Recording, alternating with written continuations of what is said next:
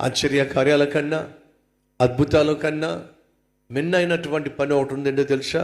యేసుక్రీస్తును లోకానికి పరిచయము చేయటం. ఏంటది? యేసుక్రీస్తును లోకానికి పరిచయం చేయటము అనే పని ఉంది చూసారా, అనే పరిచర్య ఉంది చూసారా. అది అన్ని పరిచర్యల కంటే బహు శ్రేష్టమైన పని, పరిచర్య. అది యోహాను చేశాడు. యేసుక్రీస్తును లోకానికి పరిచయం చేసింది ఎవరో చెప్పండి, చెప్పండి. బాప్తిస్మిచ్చు యోహాను. బాప్తిస్మిచ్చు యోహాను దగ్గరకు యేసుక్రీస్తు వచ్చినప్పుడు పరిశుద్ధాత్మ పావుర రూపంలో వచ్చి ఆయన మీద వాలినప్పుడు గ్రహించాడు, ఈయన దేవుని కుమారుడు. ఏమన్నాడు? లోక పాపములను మోసుకొని పోయే దేవుని గొర్రె పిల్ల ఈయనే అని లోకానికి క్రీస్తును పరిచయం చేశాడు. అనగా నువ్వు క్రీస్తును లోకానికి పరిచయం చేయడానికి ప్రసంగికుడువు కానవసరం లేదు, ప్రవక్తవు కానవసరం లేదు, పాస్టర్వి కానవసరం లేదు, పరిచర్యలో ఉండనవసరం లేదు. నువ్వు ఎక్కడ ఉంటే అక్కడ నీ జీవితంలో దేవుడు చేసినటువంటి ఆ మహోపకారం ఏమిటి? పాతరోత జీవితాన్ని నీకు దూరం చేసి నీ జీవితాన్ని పరిశుద్ధపరిచాడు.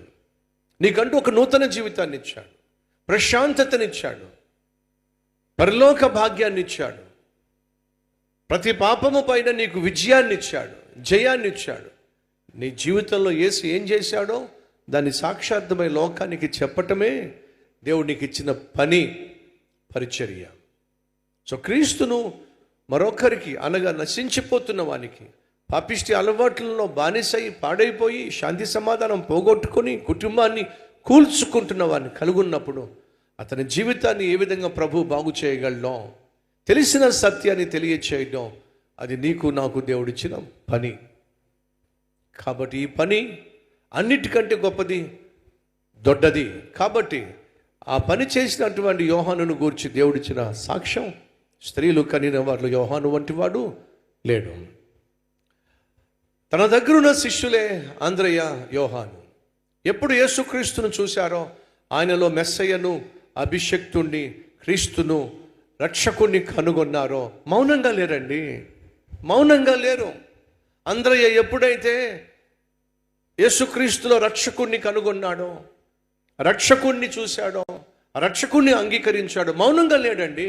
ఏం చేశాడో చెప్పండి? వెంటనే వెళ్ళి పేతురుకి తెలియచేశాడు, అన్నయ్య అన్నయ్య ఏంట్రా అంత హ్యాపీగా ఉన్నావు? మరి హ్యాపీ కాకపోతే ఏంటన్నయ్య? మెస్సియను కనుగొన్నావు.